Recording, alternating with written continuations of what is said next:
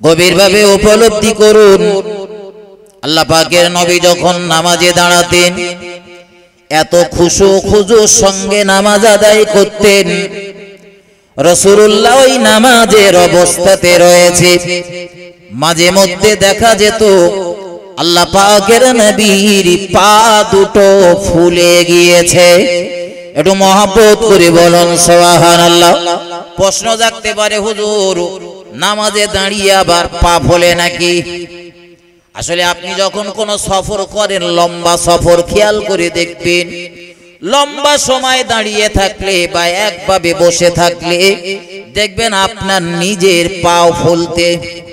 আর রাসূলুল্লাহর এই পা ফোলার আরো একটা কারণ হলো আল্লাহ পাকের নবী গোটা দিন কলেমার দাওয়াত দিতে বেড়াতেন, দুর্বার গতিতে ইসলামের দাওয়াত দিতেন গোটা দিন।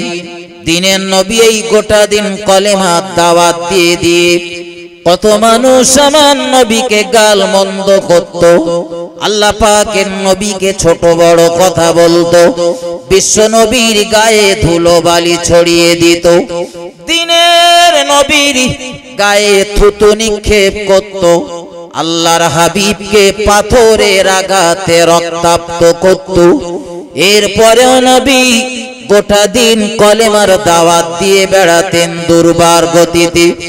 রাতের অন্ধকারে নবী আমার তাহাজ্জুদের নামাজে দাঁড়িয়ে যেতেন নফল নামাজ আদায় করার জন্য।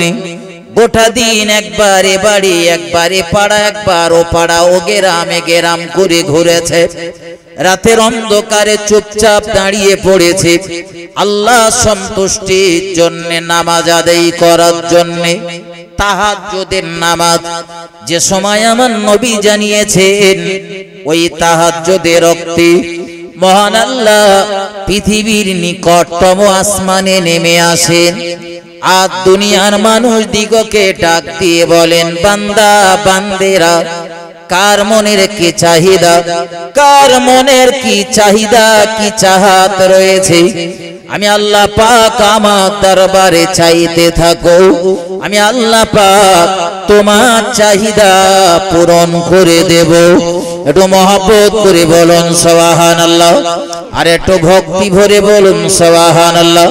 কোরআন শরীফের ভিতরে মহান আল্লাহ জানিয়েছেন, উদুনি আস্তাজিব লাকুম, বান্দারে আমি আল্লাহ আমায় ডাকো, আমি আল্লাহ আমায় স্মরণ করো, আমি আল্লাহ তোমার ডাকের সাড়া দেব। তো আল্লাহ যখন দেওয়ার জন্য বসে তখন আমাদের নেওয়ার কথা মনে থাকে না। থাকে থাকে কথা বলেন, তখন আমরা আরামের বিছানায় আরাম করে ঘুমাই। এজন্য গতদিন আপনাদের বরুণহাট মাদ্রাসাতে আমি কথার ভিতর একটা কথা বলেছিলাম, দোয়া কবুল হচ্ছে না, ওই গভীর রজনীতে রবের দরবারে দাঁড়িয়ে যান, চোখের পানি ছেড়ে দুটো হাত রবের দরবারে তুলে দেন। রব্বানা, হে আমাদের প্রভু, যালামনা, আমি জুলুম করেছি, আমরা জুলুম করেছি, আনফুসানা, আমাদের নফসের উপরে, ওয়া ইল্লাম তাগফির লানা, যদি আপনি ক্ষমা না করেন, ওয়া তারহামনা, যদি রহমত নাজিল না করেন, লানাকুনান্না মিনাল খাসিরিন। রব্বুল আলামিন, আপনি যদি আমাদের ক্ষমা না করেন, আমাদের প্রতি রহমত নাজিল না করেন, আমরা ক্ষতিগ্রস্তদের দলভুক্ত হয়ে যাব। রবের দরবারে চান, মনের যন্ত্রণাগুলো চোখের পানি হয়ে বার হয়ে আসে যেন। আল্লাহ নবী বলেছেন, আল্লাহর বান্দা যখন দুটো হাত তুলে কাঁদে, ওই বান্দা চোখের পানি নাকের অর্ধেক আসার আগে আমার আল্লাহ বান্দার প্রার্থনা কবুল করে নেন। কিন্তু আমরা দোয়া করার সময় বলেন বলেন কি করি বলেন, একটু ইমাম লম্বা দোয়া করলি তখন আর আমাদের মোটে সময় নেই, তখন মোটে আর সময় নেই। গলা খাকার দোবার ওই সাথে মানে যদি কোনো ইমাম লম্বা দোয়া করেছে তাহলে যে কি সমালোচনা হবে আপনি কল্পনা করতে পারবেন না। আমার ভাই ও বাবাজিরা, আমার আলোচনা এই দিকে নয়, আমি আপনাদের যেটা বোঝাচ্ছিলাম মাথায় নেন। আল্লাহ পাকের নবী নামাজ আদায় করতেন খুশু খুজুর সঙ্গে দাঁড়িয়ে পড়তেন, এত ধীর স্থির ভাবে নামাজ আদায় করতেন, আমার নবী পাগুলো ফুলে যেত। নবী এত সুন্দর করে নামাজ আদায় করার পরে সাহাবাদের নামাজ পড়ার কথা বলেছেন। আর নবী সাহাবারা নামাজ পড়েছে, আপনি অবাক হয়ে যাবেন নবী সাহাবাদের নামাজ আর আমাদের নামাজের ভিতরে কতটা পার্থক্য। হাসিবুত তো মসজিদে নামাজ পড়তে গেলে কার বলবানি আবার রাগ করবে। হাসিবুর মসজিদে নামাজ পড়তে গেলে একটা মশা যদি পায়ে পড়ে, আগে মশাটারে মেরে নেয়, তারপরে নামাজ ঘটে না। মসজিদে নামাজ চলতেছে, হঠাৎ বাতাসে জানলাটা একটুখানি খট করে শব্দ হয়েছে, বহু নামাজিরে দেখা যায় কায়দা করে দেখে লেছে কোন জানলাটা নড়েছে। আছে না নেই? আমার দেশের কিছু নামাজি রয়েছে, নামাজ পড়ে, আমি কাউকে হেয় করছি না, ছোট করছি না, দায়িত্ব নিয়ে বলছি বন্ধু, একদল মানুষ রয়েছে নামাজ পড়ে ঠিকই, কিন্তু তার নামাজ খোদার দরবার পর্যন্ত যাচ্ছে কিনা ওটা তো আল্লাহ ভালো জানে। কিন্তু যাওয়ানোর জন্যেও তো কিছু পদ্ধতির প্রয়োজন হয়, সেই পদ্ধতিগুলো আমার সমাজের 100-র ভিতরে 50% নামাজিরা জানে না। শুধু নামাজ পড়তে হয় তাই পড়ে। আছে না নেই কথা বলে? আরে যারা নামাজ পড়ে তাদের আপনি কালকে এই মসজিদে জিজ্ঞেস করে দেখেন, আমি জিজ্ঞেস করলে হয়তো বলবে হুজুর হয়তো ভুল হয়নি, তাও ইচ্ছা করে ভুল ধরেছে। অন্য একটা হুজুর রেখে তাদের একটু জিজ্ঞেস করে দেখেন দোয়া দরুদ কেটা কেন তোরা বলতে পারে দেখি। আমার ভাই ও বাবাজিরা, আমার নামাজ আমরা পড়ি, নামাজ রাসূল পড়েছেন, নামাজ নবীর সাহাবারা পড়েছেন। আমরা যে নামাজ নিয়ে গর্ব করি, অহংকার করি, আমার নবীর একজন সাহাবা, হযরত, ওই সাহাবাটির নাম হলো হযরত তালহা রাদিয়াল্লাহু তাআলা আনহু। নাম শুনেছেন? তালহা নবীর একজন বিখ্যাত সাহাবা। ওই উহুদের ময়দানে দুশমনেরা যখন আমার নবীকে মার্ডার করে দেওয়ার জন্য, শহীদ করে দেওয়ার জন্য চতুর্দিক থেকে চেষ্টা চালাচ্ছিল, নবীর ধারে পাশে আর কেউ নেই, আমার নবীরে ওরা মার্ডার করে দেবে। এমনি তো ময়দানে রটে গিয়েছে ইসলাম শেষ, মুহাম্মদ সাল্লাল্লাহু আলাইহি ওয়াসাল্লাম শেষ, আল্লাহর নাম নেওয়ার মতো আর কেউ নেই, আমাদের ধর্মের নামে বিরূপ মন্তব্য করার মতো আর কেউ নেই। এই ময়দানে দিনের নবী যুদ্ধ শেষ হবার পরে যে সাহাবাটার সন্ধান চালাচ্ছিলেন, ওরে আমার সাহাবারা, আমার তালহা কোথায় রয়েছে আগে দেখো। তালহার খুঁজে পাওয়া গেল, কিন্তু দেখা গেল তালহার গোটা দেহটা তীর আর তলোয়ারের আঘাতে জর্জরিত হয়ে রয়েছে। আল্লাহর হাবিব বলছিলেন, ও সাহাবারা, দুশমনেরা তীর নিক্ষেপ করে, আমি রাসূলুল্লাহ আমার দিকে, ও তীর আমার দেহে বিদ্ধ হবে, আমার তালহা ঢালের মতো আমার সামনে দাঁড়িয়ে যায়, আমার লক্ষ্য করে যে তীর ছোড়া হয়েছে, ও তীর আমার তালহা দেহেতে বিদ্ধ হয়ে যায়। হযরত তালহা রাদিয়াল্লাহু তাআলা নিজের দেহের ওই তীরগুলো নিজের হাত দিয়ে ছাড়িয়ে ফেলছে, আবার লক্ষ্য করছে নবীর উপরে কোন দিক থেকে আক্রমণ হতে পারে। যে দিক থেকেই আক্রমণ শানানো হয়, হযরত তালহা রাদিয়াল্লাহু তাআলা আনহু সেই দিকেই দাঁড়িয়ে যায়। বন্ধুরে আমার, তীর তলোয়ার আর বল্লমের আঘাতে তালহার দেহটা জর্জরিত হয়ে গেল, কিন্তু যতক্ষণ তালহা দুনিয়ার জমিনে বেঁচে ছিলেন, আমার নবীর উপরে কোনো আঘাত লাগতে দেয়নি। একটু মহব্বত করে বলুন সুবহানাল্লাহ। এই তালহা নামাজ পড়তেছে, এই তালহা। আমরা যেমন মাঝে মধ্যে সেদিন আমার একজন বলছে, হুজুর আপনার একটা ওয়াজের মধ্যে পেয়েছি যে নামাজ যদি পড়তে হয় তা ফাঁকা মাঠেও পড়ে নেন।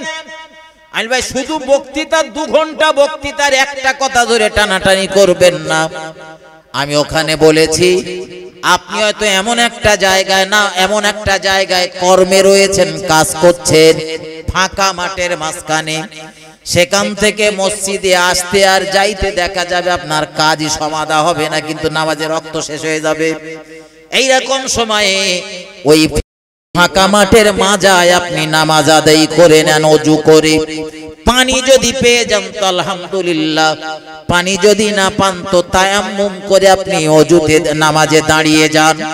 কারণ সমস্ত নবীদের উম্মতদের জন্য নামাজের একটা নির্দিষ্ট জায়গা ছিল, আর আমরা যারা উম্মতে মুহাম্মাদি, আমাদেরকে মহান আল্লাহ এত ভালোবাসেন, আমাদের জন্য গোটা পৃথিবীটারে মসজিদ বানিয়ে দেওয়া হয়েছে। তার মানে কখন মসজিদে যেতে পারবো আর কখন যেতে পারবো না, যেখানে সময় হবে সেখানে জানো নামাজটা আদায় করি। তার মানে নামাজ না পড়লেই চলবে না, বলেন দিন। হ্যাঁ, আল্লাহর হাবিবের একটা হাদিস মাথায় নেন। নবী বললেন, উম্মতেরা সম্ভব হলে তোমরা সুস্থ থাকলে দাঁড়িয়ে নামাজ আদায় করো, অসুস্থ হয়ে পড়েছো বসে আদায় করো, আর অসুস্থ হয়ে পড়েছো তুমি শুয়ে পড়ে হলেও নামাজ চালাও। তার মানে নামাজ খুব সহজ নাকি, বলেন দিন। বর্তমানে তো চেয়ারের আমদানি হয়েছে মসজিদে খুব। হ্যাঁ, চেয়ারের আমদানি হয়েছে না বিরাট। চেয়ারে নামাজ পড়লে হবে কি না, আমার পরে মুফতি সাহেব আসবেন, একটুকুনি কেউ একটা জিজ্ঞেস করে নেন, বলে দেবেন।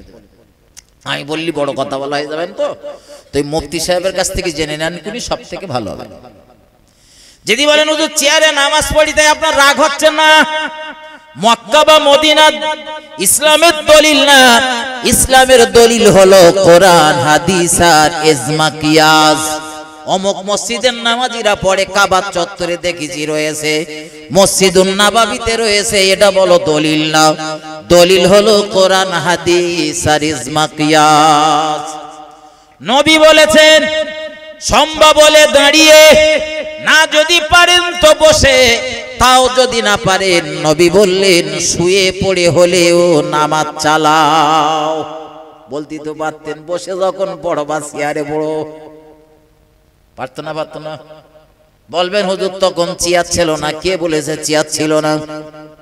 নবীর জন্মের সময় একটা ওয়াজ আমি এবছরে কয়েক জায়গায় করেছি, আপনাদের কানেও হয়তো পড়েছে, যে নবীর দাদু ছিলেন কাবার মুতাল্লি, আর কাবার চত্বরে নবীর দাদুর জন্য একটা চেয়ার ছিল, সিংহাসন ছিল, ওই চেয়ারটার উপরে তিনি বসতেন। তার মানে চেয়ার তখন ছিল। আমার ভাই ও বাবাজিরা আমার, সব থেকে ভালো হয় মুফতি সাহেবের কাছ থেকে জেনে নেবেন, নাইলে আপনারা আবার দলাদলি করে মরবেন। মুফতি সাহেবের কাছ থেকে পড়ে জেনে নেবেন। তবে আমার যতটা দানার দৌড় রয়েছে, চেয়ারে নামাজ পড়লে নামাজ হবে না। আমার ভাই ও বাবাজিরা আমার, চলেন আর একটু এগিয়ে। হযরত তালহা রাদিয়াল্লাহু তাআলা আনহু নামাজ পড়ছেন, তবে মসজিদুন নববীতে নয়। যে মসজিদুন নববী আমার নবী তৈরি করেছিলেন, পৃথিবীর মুসলমানদের দ্বিতীয় মসজিদ।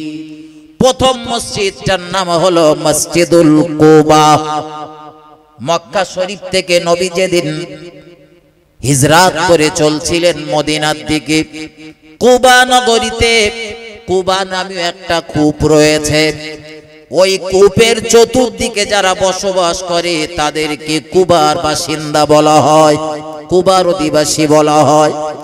ওই শহরটাতে, ওই গ্রামে যে মসজিদ বিশ্বনবী প্রথম ভিত দিয়েছিলেন, ওই মসজিদটির নাম হলো মসজিদুল কুবা।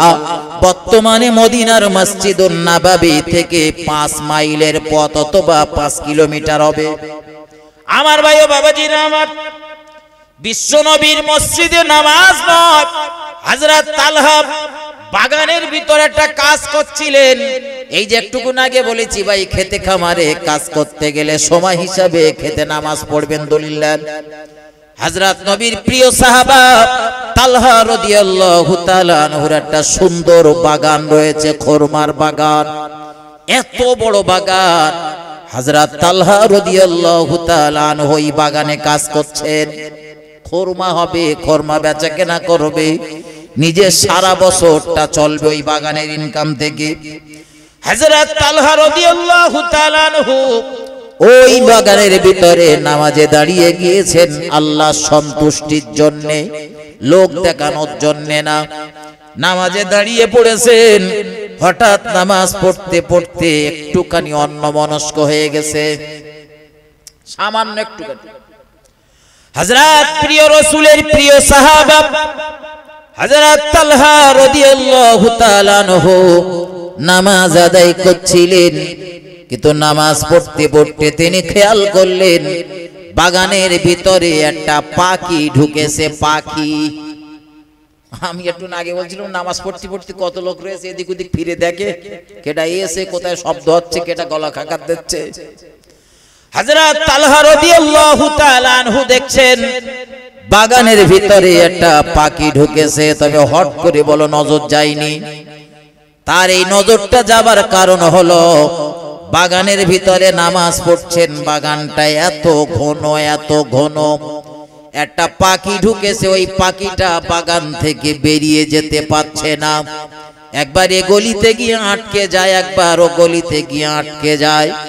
এই যে পাখি বারবার ঝটপট ঝটপট করছে, হযরত তালহা রাদিয়াল্লাহু তাআলা আনহুর নজরটা আটকে গেল ওই পাখির দিকে। আর ওই পাখির দিকে নজর পড়ার পর হযরত তালহা রাদিয়াল্লাহু তাআলা আনহু ভুলে গেলেন করাকাত নামাজ হয়েছে। 4 রাকাত বা 3 রাকাত বা 5 রাকাত কি 2 রাকাত করাকাত হয়েছে তিনি ভুলে গিয়েছেন, ঠিক করতে পারছেন না করাকাত হয়েছে। নামাজ তিনি সমাদা করেছেন, পুনরায় নামাজ আদায় করেছেন। এবারে গুটি গুটি পায় দিনের নবী দরবারে পৌঁছে গিয়েছেন। এখানে একটা কথা মাথায় রাখে, এই মাঝে মধ্যে আমরা নামাজ পড়তে যাই, নামাজ পড়তে গিয়ে দেখবেন নামাজ পড়ি, নামাজ পড়তে পড়তে আমাদেরও বিভিন্ন চিন্তা যখন ব্রেনে চেপে যায় না, আমরাও ঠিক করতে পারিনি যে করাকাতে অনেক সময় ঘটে না, ঘটে ঘটে। তবে হ্যাঁ, মানুষ যখন ডিপ্রেশনে থাকে, টেনশনের ভিতরে থাকে, এই অবস্থাগুলো বেশি হয়। তো আবার দেখবেন আল্লাহ পাকের রহম, আল্লাহ পাকের দয়া হলে আবার তাৎক্ষণিক আবার স্মরণ এসে যায় যে আমি 2 রাকাত পড়েছি কি 3 রাকাত পড়েছি। কিন্তু তালহা রাদিয়াল্লাহু তাআলা আনহু তিনি নামাজ পড়তে পড়তে চিন্তা করছেন এটা করাকাত, কিন্তু ঠিক করতে পারছেন না। এখানে আর একটা কথা বলি, নামাজের কথা বলছি যখন একটা মশলা বলতেছি মাথায় না। অনেকে আবার বলে হুজুর মশলা বলেন কেন? আরে ভাই, মশলা বললি কত ফজিলত জানেন? একটা মজলিসে 1 ঘন্টা যদি মশলার আলোচনা হয়, ভাই প্রিয় নবী সাল্লাল্লাহু আলাইহি ওয়াসাল্লাম বলেছেন যে 1 ঘন্টা যদি কোনো মজলিসে মশলা মশাইলের আলোচনা হয়, টানা 6 মাস ধরে নফল ইবাদত বন্দেগী করলে যে সওয়াব পাওয়া যাবে তার থেকেও বেশি সওয়াব পাওয়া যাবে। এটা বলুন সুবহানাল্লাহ। অনেক সময় আপনি নামাজ পড়তে গিয়েছেন, আমার দিকে ধ্যান দেন, প্রত্যেকের জীবনে ঘটতে পারে। আপনি মসজিদে নামাজ পড়তে গিয়েছেন, জোহরের বলুন, আসরের বলুন, মাগরিবের বলুন, এশার বলুন বা ফজরের বলুন, বলবো না ছেড়ে দেবো? বলবো না। আবার অনেকে তো অন্যমনস্কপনা হচ্ছে, ওই জন্য এখন নামাজ পড়তে গিয়ে দেখছেন ইমাম সাহেব নামাজ পড়াচ্ছে, ইমাম সাহেব বৈঠকে বসে রয়েছে, 2 রাকাতের হোক অথবা 4 রাকাতের হোক, বৈঠকে বসে রয়েছে। এখন আপনি গিয়ে টপ করে নিয়ত করলেন, নিয়ত করি আপনি বৈঠকে গিয়ে বসেছেন। যেই আপনি বৈঠকে বসেছেন, ইমাম সাহেব যদি ওটা 2 রাকাতের বৈঠক হয়, তো ইমাম হয়তো দেখা গেল টুপ করে 3 রাকাতের জন্য উঠে পড়েছে। অথবা যদি 4 রাকাতের বৈঠক হয় বা 3 রাকাতের বৈঠক হয়, ইমাম সাহেব ডাইনে বামে সালাম ফিরিয়ে দিয়েছেন। এখন ভাই আপনার তখনও পর্যন্ত তাশাহুদ পড়া হয়নি, আপনি সবে গিয়েছেন, আল্লাহু আকবার বলে সবে গিয়ে বসেছেন, আর আত্তাহিয়াতু হয়তো মুখ দিয়ে উচ্চারণ করেছেন আর ইমাম সাহেব বলতেছে আল্লাহু আকবার, 3 রাকাতে ঠেলে উঠেছে, আপনি কি করবেন? বলেন বলেন, ঝপ করে বলেন। এই গোড়ায় বলতেছিলাম না যে নামাজ পড়ি, কিন্তু নামাজের মসলা মসাইল, দোয়া দরুদ আমার সমাজের বহু নামাজি জানে না, একটু জানার চেষ্টাও করে না। আরে ভাই, এখানকার মশলাটা নেন। আপনি যখন দেখবেন যে আপনার তাশাহুদ মোটেই পড়া হয়নি, সবে গিয়ে বসেছেন আর ইমামও টুপ করে উঠে পড়েছে 3 রাকাতের, বলেন বলেন নামাজ পড়বে বলি, আপনার জন্য জরুরি হলো ওখানে তাশাহুদটা কমপ্লিট পাঠ করে তারপরে ওঠা, পুরো তাশাহুদ পড়ে তারপরে ওঠা। বা ওই ইমাম সাহেব যখন সালাম ফিরিয়ে দিয়েছে, তাও আপনি সালাম না ফিরিয়ে বা না উঠে তাশাহুদ পড়ে বৈঠক করছেন, যখন পুরো তাশাহুদটা পাঠ করে তারপরে ওঠে, তারপরে নামাজ কি পড়বেন না পড়বেন এবারে আরো বিষয় বিভিন্ন পদ্ধতি রয়েছে, সেই পদ্ধতি অনুযায়ী আপনি নামাজ পড়বেন। আমার ভাই ও বাবাজিরা, আমার আলোচনার একটু সামনে নিয়ে যাব, ঠান্ডা মাথায় বুঝুন, গভীরভাবে উপলব্ধি করুন। আল্লাহ পাকের নবী সাহাবা হযরত তালহা রাদিয়াল্লাহু তাআলা আনহু নামাজ পড়তে গিয়ে ওই নামাজের ভিতরে একটু অমনোযোগী ভাব চলে এসেছে একটা পাখির জন্য। আলোচনা বলো আমি ভুলিনি, মাথায় নেন। নামাজ তিনি পুনরায় পড়েছেন, বিশ্ব নবীর দরবারে পৌঁছে গিয়েছেন। ইয়া রাসূলুল্লাহ, ইয়া হাবিবাল্লাহ, হুজুর আজ আমি বাগানে, খুরমা বাগানের ভিতরে, খেজুর বাগানের ভিতরে নামাজ পড়তে গিয়ে আমার সঙ্গে এই অবস্থা, এইরকম একটা অবস্থা তৈরি হয়েছে, সৃষ্টি হয়েছে। বিশ্ব নবী বললেন, তালহা তাতে সমস্যা কি, তুমি কি বোঝাতে চাইছো? হযরত তালহা রাদিয়াল্লাহু তাআলা আনহু বলেন, ইয়া রাসূলুল্লাহ, আমি সংকল্প করেছি যে বাগান নামাজের ভিতরে আমার অমনোযোগী এনে দিয়েছে, ওই বাগান আমি তালহা আর রাখবো না। আজ ওই বাগান আমি আল্লাহর দ্বীনের জন্য দান করে দেব।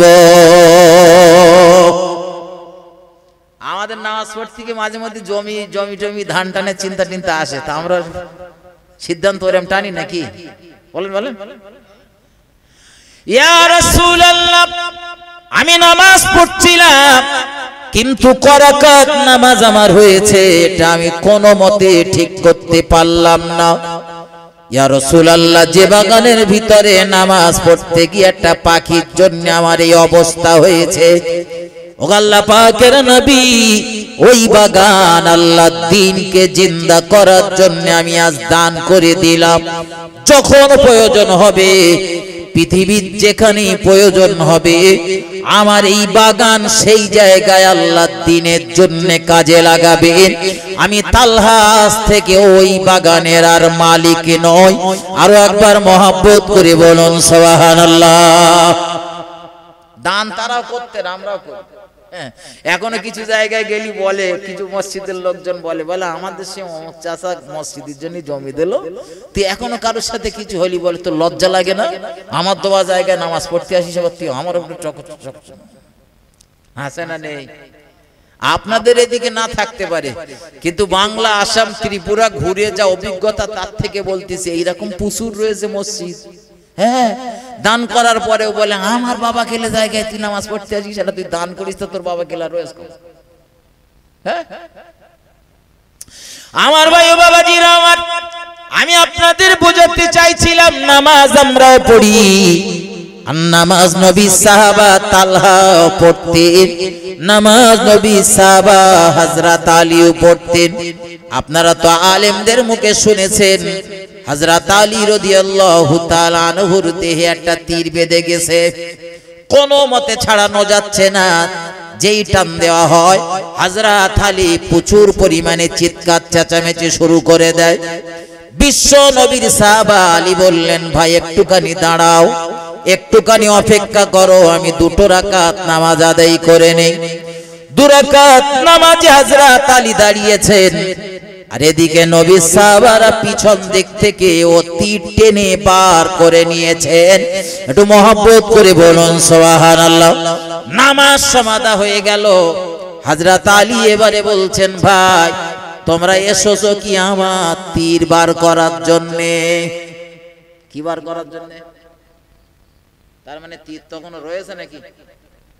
নবী সাহাবারা বলেন, ভাই আলী আপনি নামাজের ভিতরে ছিলেন, এত একাগ্র চিত্রে নামাজের ভিতরে ছিলেন, আমরা ওই সুযোগে তীরটা বার করে নিয়েছি। আরো একবার বলুন সুবহানাল্লাহ। ও বাবাজি ভাইজানেরা, মূল বক্তৃতাতে যাবার একটা কথা মাথায় নেন। নামাজ আমরা পড়ি, তবে যারা পড়েন তাদের বলতেছি, ভাই নামাজ পড়ার মতো পড়া ধরেন, কাজে লাগবে। লোক দেখানো নামাজ, ফাঁকি দেওয়া নামাজ খোদার দরবার পর্যন্ত যাবে না। মনোযোগী সহকারে নামাজ পড়েন। আল্লাহর নবীর একজন সাহাবা, বিশ্ব নবী একটা জিহাদের ময়দানে রয়েছেন। নবী আমার ডাক দিয়ে বললেন, সাহাবারা আজ এই জিহাদের ময়দানটা বড় ভয়ানক ময়দান। যে কোনো মুহূর্তে রাতের অন্ধকারে দুশমনেরা আমাদের উপরে হামলা চালাতে পারে। যুদ্ধ যদিও দিনের বেলায় হচ্ছে, রাতের বেলা হয়তো আমরা আরাম করবানি, ওই সুযোগে আমাদের উপরে হামলা চালাবে। আমরা তো থাকবো ঘুমের ভিতরে, আমাদের জীবন বাদী নিভে যাবে, আল্লাহ দিনও নিশ্চিহ্ন করে দিতে পারবে। বলো সাহাবারা, আজ রাতের বেলা তোমরা কে কে পাহারা দেবে? নবীর কোন সাহাবা কিছুই বলছে না, কারণ সারাদিন যুদ্ধের ময়দানে যুদ্ধ করতে হয়েছে। রাতের বেলা একটু বিশ্রামের প্রয়োজন। আবার রাতের বেলা যদি পাহারা দেয়, সকালবেলা উঠে তো আবার জিহাদের ময়দানে দাঁড়াতে হবে, ধৈর্যের ব্যাপার আছে। নবীর একজন সাহাবা দাঁড়িয়েছেন, একজন আনসার সাহাবা দাঁড়িয়েছেন, অর্থাৎ প্রিয় নবীর সাহায্যকারী সাহাবী দাঁড়িয়েছেন। ইয়া রাসূলুল্লাহ, ইয়া হাবিবাল্লাহ, হুজুর আমার প্রতি আপনি ভরসা করতে পারেন, আপনি আর আপনার সাহাবারা সব আরাম করবেন, আর আমি গোটা রাতটা এই ময়দান আমি একাই পাহারা দেব ইনশাআল্লাহ। নবীর এই সাহাবাটার কথা শুনে পাশ থেকে আরেকজন মুহাজির সাহাবা উঠে দাঁড়িয়েছেন, ইয়া রাসূলুল্লাহ আমিও সঙ্গ দেব। একটা কথা মাথায় নেন, মুহাজির শব্দের অর্থ হলো ত্যাগকারী। মক্কা থেকে যে সাহাবাগুলো হিজরত করে মদিনায় গিয়েছিলেন, আল্লাহর দ্বীনের জন্য জীবনে সবকিছু ত্যাগ করেছিলেন, নবীর ওই সাহাবাগুলোরে বলা হয় মুহাজির। আর আনসার সাহাবা বলতে মদিনার কিছু সাহাবাদের বোঝানো হয়, যারা আল্লাহর দ্বীনের জন্য নিজেদের জীবনের সর্বত সবকিছু দিয়ে সাহায্য করেছিলেন। ঘর বাড়ি জমি জায়গা টাকা পয়সা সবকিছু আল্লাহর দ্বীনের জন্য যারা দিয়েছিলেন, এরা হলো মদিনা সাহাবা, এদেরকে বলা হয় আনসার সাহাবা। এই আনসার সাহাবা উঠে দাঁড়িয়েছে, আল্লাহর নবীর সাহাবারা সবাই আরামের বিছানায় আরাম করছেন, কিন্তু নবীর ওই আনসার সাহাবাটা সংকল্প করছেন, সারা রাতটা আমার পাহারা দিতে হবে, তবে একদম চুপচাপ বসে না থেকে তো একটা কাজ করলে হয়। আমার দেশের কিছু ছেলে পিলে রয়েছে রাত জাগে, এই মোবাইল হাতে করলে কখনো ফেসবুক হোয়াটসঅ্যাপ এটা ওটা করে খেলাধুলো খুঁচে খুঁচে কিছু ছেলে পিলে রয়েছে রাত জাগে, একটা মোড়ের মাথায় বসে কিরাম ঠ্যাঙাতি ঠ্যাঙাতি রাত পস্কার হয়ে যাচ্ছে। কিছু ছেলে পিলে রয়েছে মদের আড্ডায় বসে গল্প গুজব করতে করতে রাত ফর্সা হয়ে যায়। কিন্তু নবীর এই আনসার সাহাবাটা সংকল্প করছে, আমি রাতটা পরিষ্কার করব কিভাবে। আরে ভাই, তাদের থেকে আর আমাদের অনেকটা পার্থক্য বলেছি, পার্থক্যটা একটু বোঝেন। নবী সাহাবা আনসার সাহাবা দাঁড়িয়েছেন, চিন্তা করছেন, তাই তো সারা রাত যদি বসে থাকি রাত জাগা হবে, সারা রাত যদি শুয়ে থাকি জেগে থাকি তাও রাত জাগা হবে, পাহারা যদি দেই রাত জাগা হবে, আবার যদি আমি দুরাকাত করে নফল নামাজ পড়ি তাও তো রাত জাগা হবে। এদিকে নামাজও হবে, এদিকে বলেন নামাজও হবে, ওদিকে পাহারা দেওয়াও হবে। তাদের চিন্তা ভাবনা আর আমাদের চিন্তা ভাবনা কথা বলেন। একটুখানি সুযোগ পালিয়ে শুধু গল্প করি শেষ করতে পারলে ভালো হয়, শুধু গল্প করি। আল্লাহর হাবিবের এই আনসার সাহাবা মুহাজির সাহাবারে ডাক দিয়ে বলেন, ভাইজান দুজনা একসঙ্গে আমরা রাত্র জাগরণ করব না, জেগে থাকব না, তার থেকে ভালো হয় আপনি একটুখানি ঘুমিয়ে নেন ঘন্টা গুনি, আমি কিছুক্ষণ জেগে থাকি, আর আমার যখন প্রচন্ড ঘুম লাগবে আমি আবার একটু ঘুমাবো, আর তুমি জেগে থেকো। বলে তাও তো ভালো, দুজন একসাথে জেগে থাকার থেকে একজন একটু ঘুমাক আর একজন একটু জেগে থাক, পাহারা তো দেওয়া চলবে। হযরত নবীর মুহাজির সাহাবা আরামের বিছানায় শুয়ে পড়েছেন, আরাম করছেন, ঘুমাচ্ছেন, আর আনসার সাহাবা উঠে দাঁড়িয়েছেন, নামাজের হালাতে দাঁড়িয়েছেন। আল্লাহু আকবার। ও বাবাজি, ওই দিনের বেলা দুশমনদের কোন এক ব্যক্তির একটা আত্মীয়কে মুসলমানেরা হত্যা করতে পেরেছিল, তার প্রতিশোধ নেওয়ার জন্য কটা দুশমন রাতের বেলা ঘুরতেছে।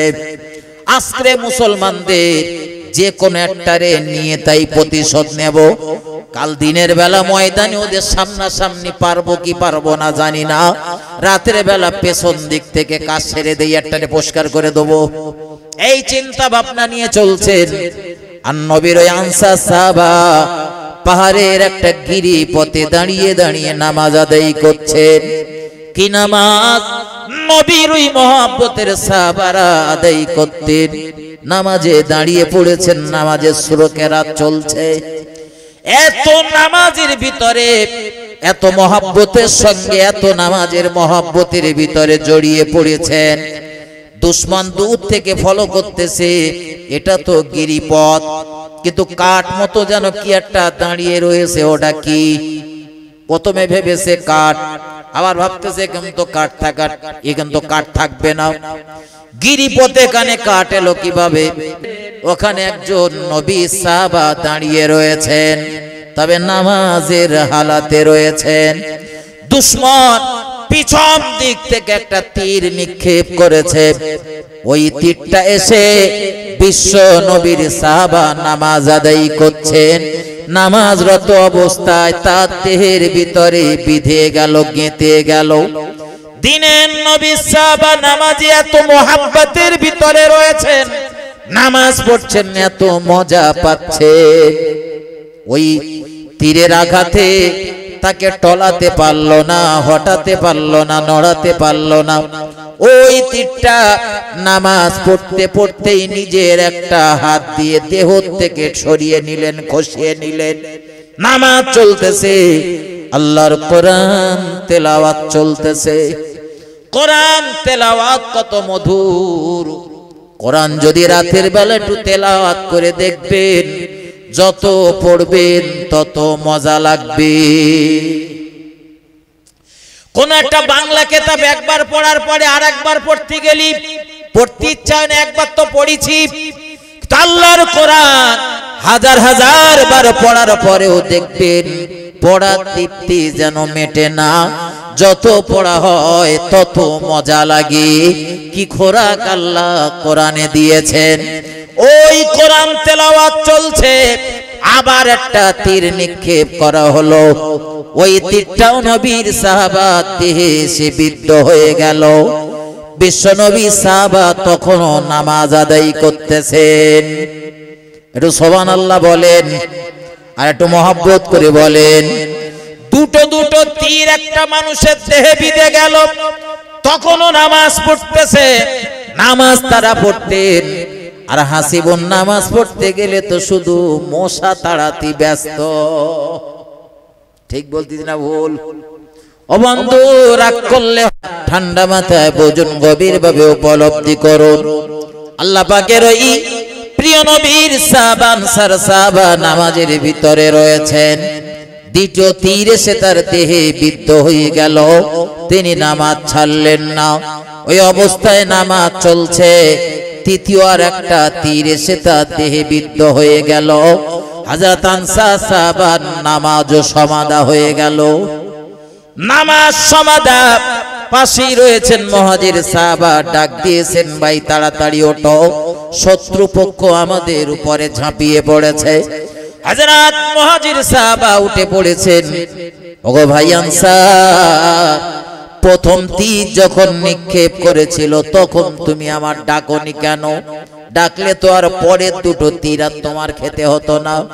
নামাজটা ছেড়ে দিয়ে আমারে তো ডাকলেই দুশ্মন পালিয়ে যেত। হযরত নবী সাহাবা বলতে লেগেছেন, ভাই মুহাজির, আমি ভেবেছিলাম এই তীরের আঘাতে আমার যদি মৃত্যু হয়ে যায়, আমার জীবনের এটাই হবে শেষ নামাজ। ও ভাই মুহাজির, নামাজ পড়তে পড়তে কোরআনের আয়াত তেলাওয়াত করছিলাম, এত মজা লাগছিল, নামাজ আমার ছাড়তে ইচ্ছা করছিল না।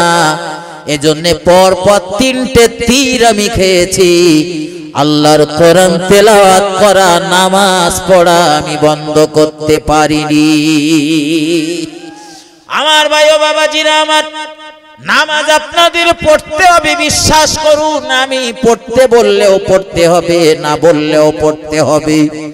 তবে যারা নামাজ পড়েন তাদের কাছে পায়ে দুটো হাত দিয়ে বলতেছি, ভাই এত কষ্ট করে নামাজ পড়তেছেন, এই ঠান্ডার সময় লোক নেপকাতার ভিতর থেকে বার হয় না।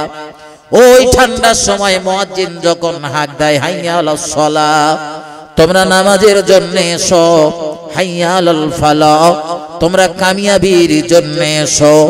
আসসালাতু খায়রুম মিনান নাওম, ঘুম থেকে নামাজ উত্তম। আপনি উঠে চলে যাচ্ছেন মসজিদে, ওই ঠান্ডা পানিতে আপনি খালি গায়ে ওযু করে বেরিয়ে যাচ্ছেন মসজিদে নামাজ আদায় করতে। দুনিয়ার বেনামাজি গুলো ঠান্ডার কাছে হেরে যায়, কিন্তু নামাজি গুলোর কাছে ঠান্ডা হার মানে।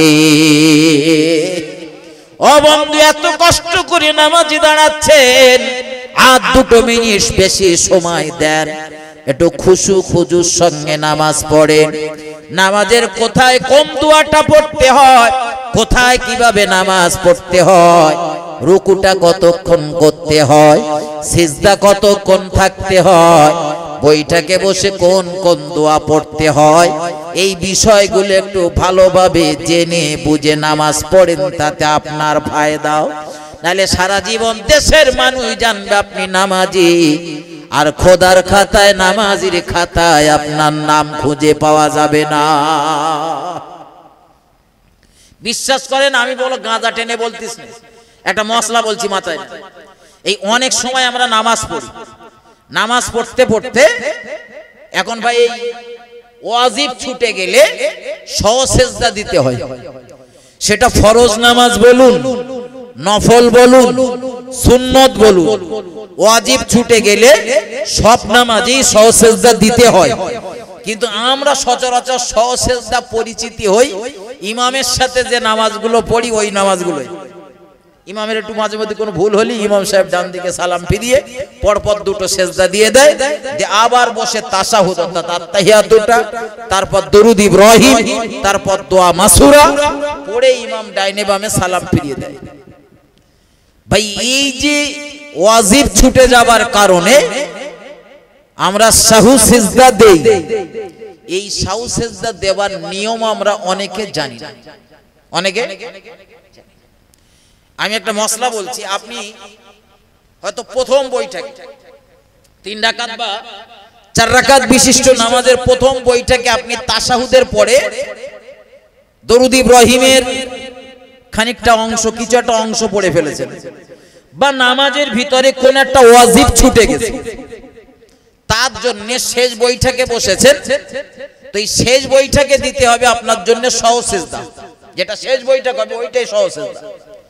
এখন সহসেজদা দেওয়ার সিস্টেম, নিয়ম পদ্ধতি হলো, প্রথম পড়তে হবে তাশাহুদটা, সবার লাগবে বলো জীবনে, সবার জীবনে লাগবে। প্রথমে পড়তে হবে তাশাহুদ, যেটা আপনারা আত্তাহিয়াতু বলেন, যেভাবে বললে আপনি বুঝতে পারবেন সেইভাবেই বলছি।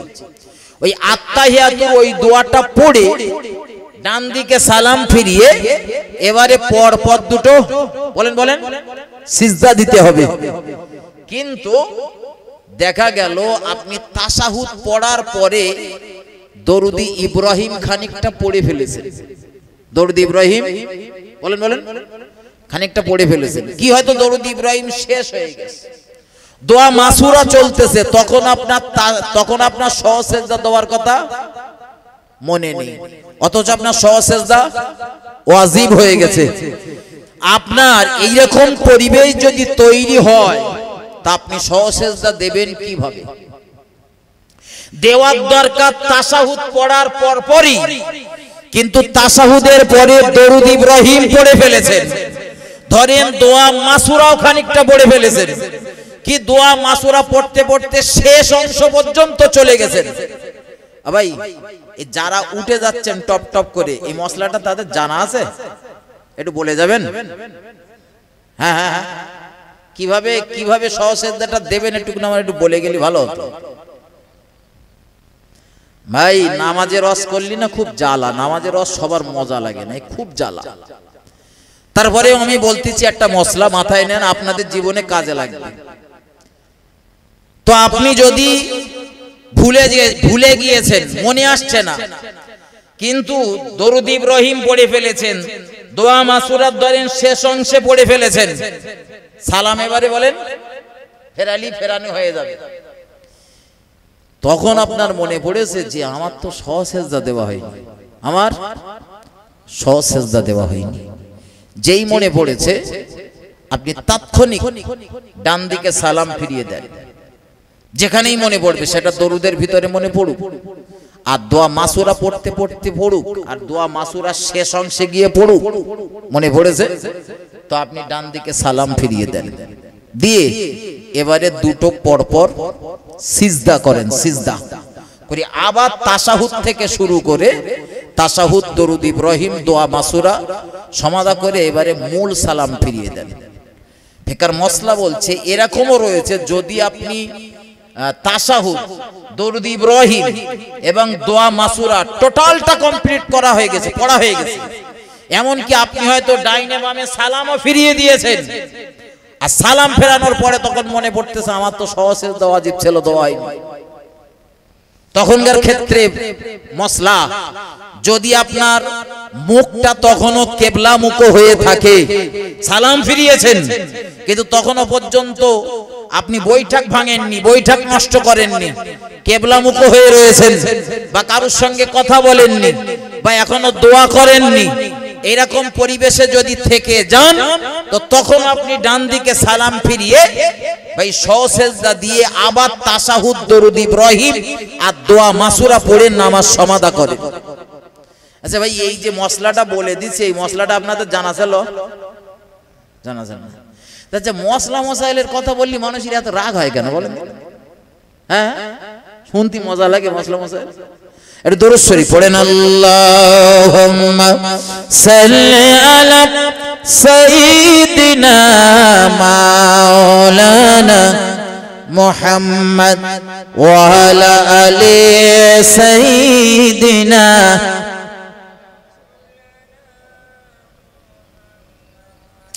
আলহামদুলিল্লাহ, আমার ভাই আলোচনা আমি সামনে নিয়ে যাব, তবে তার আগে একটা কাজ একটুখানি করে নিই।